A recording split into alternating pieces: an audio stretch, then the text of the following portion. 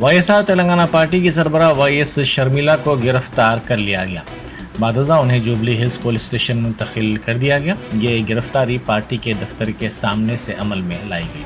शर्मिला अपने दफ्तर से बाहर निकल रही थी कि पुलिस ने उनको रोक दिया, जिस पर उनकी पुलिस से बहस व तकरार हो गई। इस वाक़े से लोटस पॉन्ड में कुछ देर के लिए कशीदगी फैल गई। पुलिस के रवैये पर बतौर एहतजाज शर्मिला सड़क पर बैठ गई। पुलिस ने काफ़ी जद्दोजहद के बाद उनको गाड़ी में बिठाते हुए जुबली हिल्स पुलिस स्टेशन मुंतकिल कर दिया।